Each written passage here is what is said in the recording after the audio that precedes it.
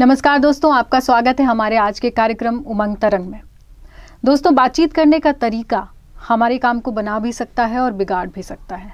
शायद यही कारण है कि आजकल बहुत चर्चाएं की जाती हैं संवाद कौशल पर और संप्रेषण के तरीके पर। तो क्या सचमुच संवाद कौशल और संप्रेषण का तरीका इन बातों पर प्रभाव डालता है? आज ऐसी ही बातों पर चर्चा करेंगे हम अपने इस कार्यक्रम में। और आज का विषय है हमारा संवाद कौशल और ना कहने की आवश्यकता। इस विषय पर चर्चा करने के लिए हमारे साथ हमारे विशेषज्ञ डॉक्टर प्रीति माथुर मौजूद हैं। डॉक्टर प्रीति माथुर बेंगलुरु में स्थापित एक साइकोलॉजिस्ट और काउंसलर हैं। इनके पास 22 वर्षों का एक वृहद अनुभव है प्रशिक्षणकर्ता के तौर पर और शिक्षाविद के तौर पर। डॉक्टर प्रीति किशोर किशोरियों को हमेशा काउंसल करते आ रही हैं। टेली काउंसलिंग में इनका बहुत बड़ा नाम है। जीवन कौशल से संबंधित पाठ्यक्रमों को बनाने में, मॉड्यूल्स को बनाने में डॉक्टर प्रीति का बहुत योगदान रहा है और साथ ही साथ इन्होंने शिक्षकों और स्वास्थ्य कर्मियों को भी प्रशिक्षित किया है। डॉक्टर प्रीति, आज हम आपसे संप्रेषण के विषय में बात करेंगे इस कार्यक्रम में। आपका बहुत बहुत स्वागत है। नमस्कार। तो हम कार्यक्रम में आगे बढ़ते हैं अपने प्रश्नों की ओर। पहला प्रश्न डॉक्टर प्रीति आपसे ये है कि निश्चयात्मक संवाद क्या होता है? कृपया विस्तार से इसे समझाएं। निश्चयात्मक संवाद अपनी बात को कहने की, स्पष्ट और सरल तरीके से कहने की एक शैली है।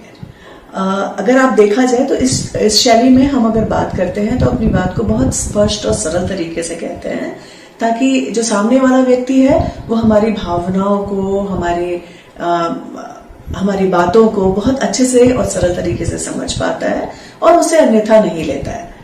इसके विपरीत अगर आप देखें तो संवाद की दो और शैलियां होती हैं। एक शैली होती है आक्रामक शैली, जिसमें हम दूसरों की भावनाओं का ध्यान नहीं रखते, लेकिन हम अपनी भावनाओं को महत्व देते हुए अपनी बात को कहते हैं और सामने वाला कई बार ऐसी स्थिति में आहत फील करता है, आहत महसूस करता है।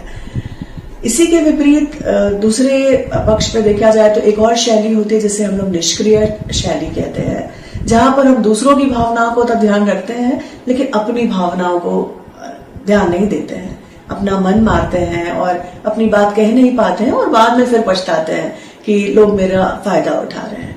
तो देखा जाए तो इन दोनों के बीच की जो शैली होती है, इसको हम लोग निश्चयात्मक शैली कहते हैं और इसमें हम दूसरों की भावनाओं का भी ध्यान रखते हैं और अपनी भावनाओं का भी।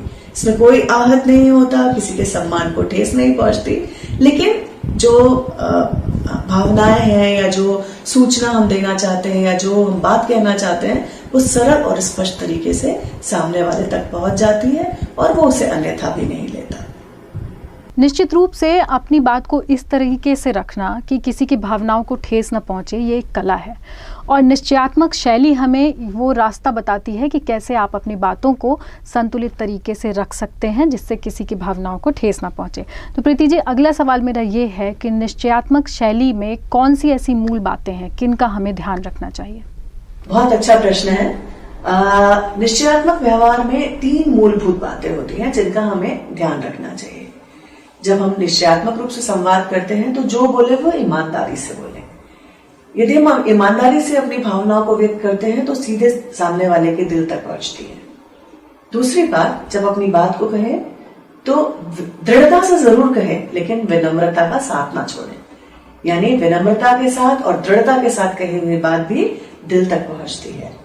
और साथ ही साथ इस बात का जरूर ध्यान रखें कि दूसरों की भावनाएं आहत ना हो, अपना पक्ष रखें, तो इस बात का जरूर ध्यान रखें। तो देखा जाए तो 3 मूलभूत बातें हैं। पहला ईमानदारी, दूसरा विनम्रता और दृढ़ता और तीसरा दूसरों की भावनाओं का ध्यान रखना।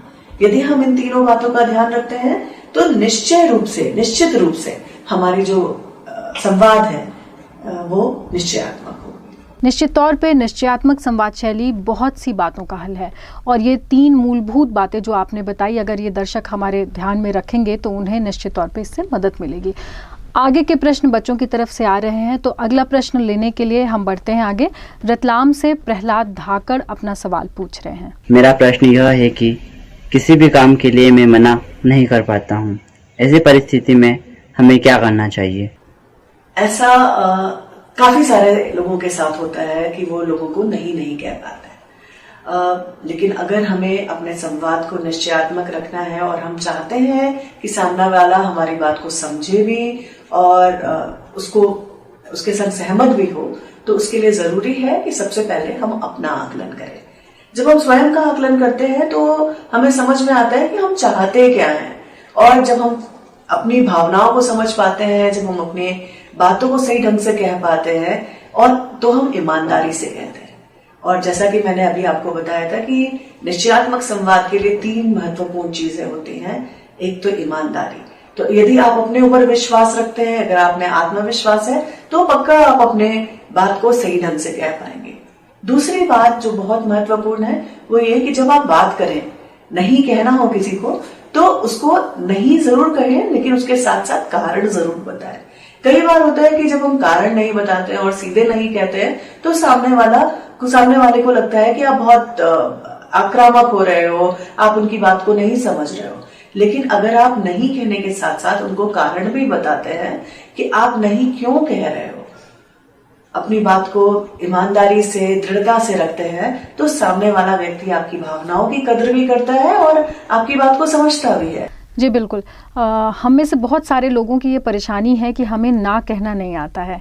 ये एक निष्क्रिय संवाद शैली का ही एक रूप है, और बच्चों को तो खास तौर पे ये समझाना चाहिए, ये सिखाना चाहिए कि विपरीत परिस्थितियों में वो किस प्रकार ना कह पाएं, और अगर हमने ऐसा नहीं किया तो इसका खामियाजा उन्हें जीवन में उठाना पड़ेगा।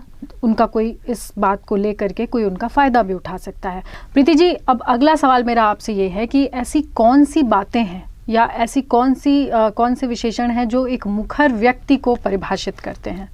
मुखर व्यक्तियों के बारे में अगर मैं बताऊं तो मुखर व्यक्तियों की जो विशेष गुण होते हैं वो ये कि वो दूसरों की भावनाओं का भी उतना ही ध्यान रखते हैं जितनी वो अपनी भावनाओं का ध्यान रखते हैं।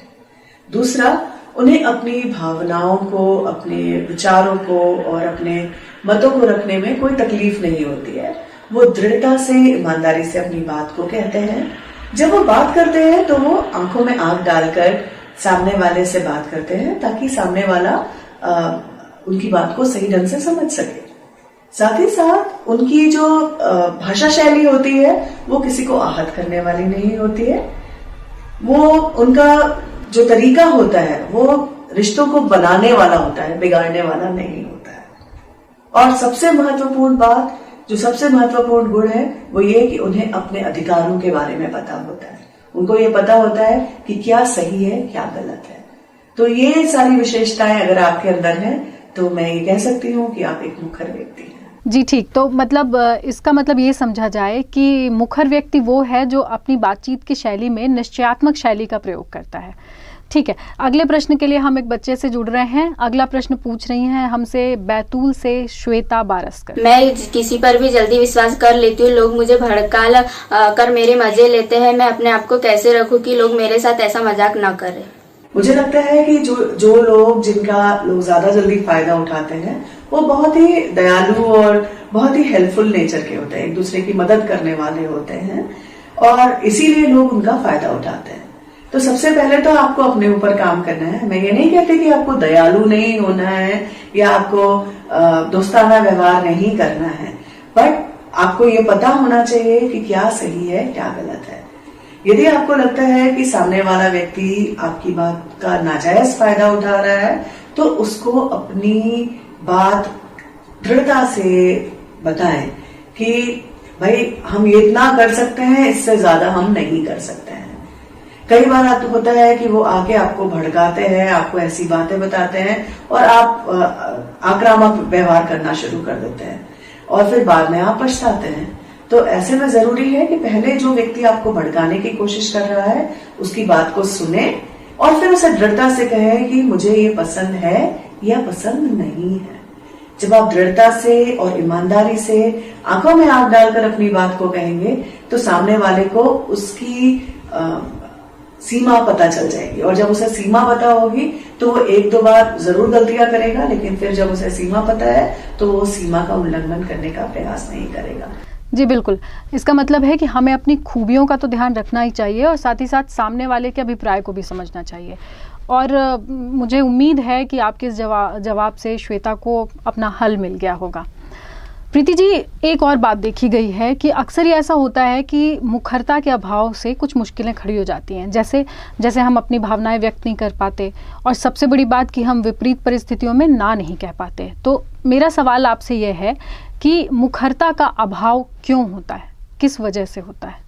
मुखरता के अभाव के कई कारण हो सकते हैं। पहला, जब हमारे अंदर आत्मविश्वास की कमी होती है, जब हम अपने आप को नहीं जानते हैं और हम हमेशा दूसरों को खुश रखने का प्रयास करते हैं, तो ऐसे में कई बार हम अपनी बात को मुखरतापूर्ण से नहीं कह पाते। कई बार जब हम अपनी बात को मुखरता से नहीं कह पाते, उसका कारण तनाव भी होता है, क्योंकि जब हम तनाव की स्थिति में होते हैं तो हमें लगता है कि हमें अपनी बात कहनी भी चाहिए कि नहीं कहनी चाहिए। कई बार हीन भावना होने के कारण भी हम अपना जो संवाद है वो या तो आक्रामक कर लेते हैं या निष्क्रिय कर लेते हैं। तो हीन भावना भी एक बहुत महत्वपूर्ण कारण है। और कई बार हमारे जो पुराने अनुभव होते हैं वो भी हमें मुखर होने से रोकते हैं। तो अगर पूरा संपूर्ण रूप में देखें तो सबसे महत्वपूर्ण कारण है, यदि हमारे अंदर आत्मविश्वास की कमी है तो हम दूसरों को खुश रखने का प्रयास जरूर करेंगे, लेकिन हम अपनी हीन भावनाओं पर काबू नहीं कर पाते। इसलिए जरूरी है कि हम अपने ऊपर विश्वास रखें, अपनी बात को ईमानदारी और दृढ़ता से करें। जी, इसका मतलब है कि आत्मविश्वास की कमी, तनाव, हीन भावना या फिर पूर्व अनुभव, ये सभी चीज़ें कारण हो सकती हैं कि जब हम अपनी बात मुखरता से नहीं कह पाते। अब अगले प्रश्न की ओर बढ़ते हैं। अगला प्रश्न हमसे पूछ रहे हैं एक छात्र जो देवास से हैं, उनका नाम है आनंद शर्मा। मेरा प्रश्न यह है कि जब भी मेरा कोई मित्र मेरे पास अपनी समस्या को लेकर आता है तो मैं अपने सारे काम छोड़कर उसकी मदद में लग जाता हूँ, जिससे मेरा सारा काम छूट जाता है और मैं चाहकर भी अपना काम नहीं कर पाता। बाकी सारे लोग मेरा मजाक बनाते हैं।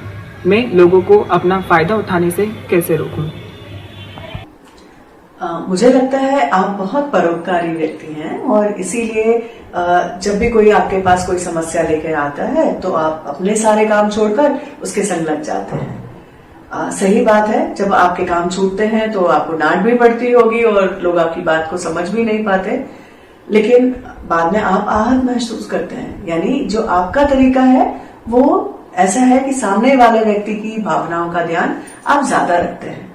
यदि आप सच में मुखर बनना चाहते हैं तो सबसे पहले ये जानें कि क्या सही है उस समय और क्या नहीं। अगर आपको लगता है कि आपका काम ज्यादा महत्वपूर्ण है तो अपने मित्र को आप दृढ़ता से, ईमानदारी से और विनम्रता से अगर आप नहीं कहेंगे तो वो समझेगा भी और वो आहत महसूस नहीं करेगा। जी बिल्कुल, हमने पहले भी ये चर्चा की है कि कैसे विपरीत परिस्थितियों में ना कहना हमें नहीं आता और ये बहुत ज़रूरी है। और बच्चों में निश्चयात्मक संवाद शैली को सिखाना उन्हें बहुत आवश्यक है और ये हमारी जिम्मेदारी भी है। तो डॉक्टर प्रीति, हम आखिरी प्रश्न की ओर बढ़ते हैं। अंतिम प्रश्न मेरा ये है कि जैसा कि आपने बताया कि निश्चयात्मक संवाद शैली कितनी ज़रूरी है और वो हमें मुखर बनाने में मदद करती है, लेकिन फिर भी आपके क्या सुझाव हैं कि कैसे ये निश्चयात्मक शैली हम सीख सकते हैं और बच्चों में सिखा सकते हैं?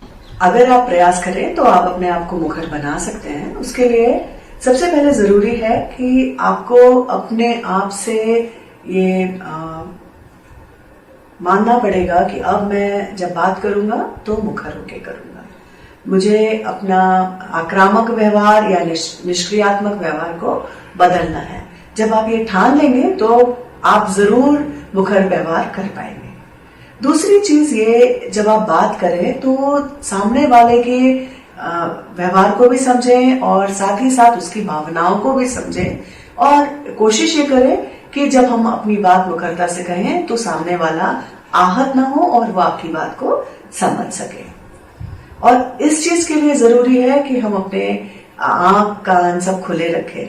यानी हमें सामने वाले व्यक्ति को देखना भी है और सुनना भी है कि वो सामने वाला व्यक्ति क्या कहना चाह रहा है और वो कैसा महसूस कर रहा है। यदि हम सामने वाले व्यक्ति को समझ सकेंगे, उसकी भावनाओं की कद्र कर सकेंगे और साथ ही साथ अगर हमारे अंदर आत्मविश्वास है, तभी हम अपनी बात को मुखरता से कह पाएंगे। जरूरी नहीं है, कई बार ऐसी परिस्थितियां आ जाती हैं कि जब हमें लगता है कि मुखरता से हम बात नहीं कर सकते या हम अपनी बात, हमारी बात हो सकता है सही ना हो, तो ऐसे में कई बार अपनी बात को दृढ़ता से, विनम्रता से जरूर कहना है, और कई बार उनकी सामने वाले व्यक्ति की बात को भी हमें हाँ में हाँ मिलाना पड़ेगा, लेकिन उसके लिए भी हमें तैयार रहना है। मुखरता का मतलब ये नहीं होता है कि सिर्फ हम अपनी बात कहें, हमें सामने वाले व्यक्ति के भी परिस्थितियों को समझना पड़ेगा, उसकी भावनाओं को भी समझना पड़ेगा और उसके बारे में बात करना पड़ेगा। और अगर कभी ऐसा होता है कि कुछ गलत हो जाए तो सबसे पहले इस बात को दूर निकालना पड़ेगा कि हमसे गलती हो गई। हाँ, गलती हो जाती है, हर इंसान से गलती होती है, लेकिन अगर हम मुखर हैं तो हमें अपनी गलती को मानने में भी हमें कोई तकलीफ नहीं होती, हमें उसमें भी कोई झिझक नहीं होती है, हमें सामने वाले व्यक्ति से क्षमा मांगने में भी झिझक नहीं लगती है। तो यदि हम सामने वाले व्यक्ति को सुने, समझें, उनकी भावनाओं की कद्र करें, और अगर हमसे कुछ गलती हो जाए और क्षमा मांगने में भी अगर हम पीछे ना हटे, तो हम कह सकते हैं कि हम व्यक्ति अपने आप को मुखर बना सकते हैं। और साथ ही साथ इसको, मुखरता को अपने जीवन में उतारने के लिए ये जरूरी है कि हम अपनी बात को कहना सीखें, अपने ऊपर विश्वास रखें और कोशिश ये करें कि जितने ज्यादा लोगों से बात करें उनसे दृढ़ता से, लेकिन विनम्रता से बात करें, ईमानदारी से बात करें, दिल से बात करें। बस यही एक कुछ टिप्स हैं जिन्हें अगर हम ध्यान में रखते हैं तो हम लोग अपने आप को मुखर बना सकते हैं। प्रीति जी, आज आपने जो भी सुझाव दिए ये निश्चित तौर पर दर्शकों को बहुत लाभदायक सिद्ध होंगे। और आज के कार्यक्रम में जैसे हमने चर्चा की कि कैसे विपरीत परिस्थिति में ना कहना सीखना चाहिए, निश्चयात्मक संवाद शैली सीखनी चाहिए, या मुखर होने के लिए आपने जो भी सुझाव दिए हैं वो बहुत महत्वपूर्ण है। और आज इस कार्यक्रम में समय देने के लिए आपका बहुत बहुत धन्यवाद। इतनी विस्तृत चर्चा करने के लिए आपका बहुत बहुत धन्यवाद। नमस्कार। धन्यवाद।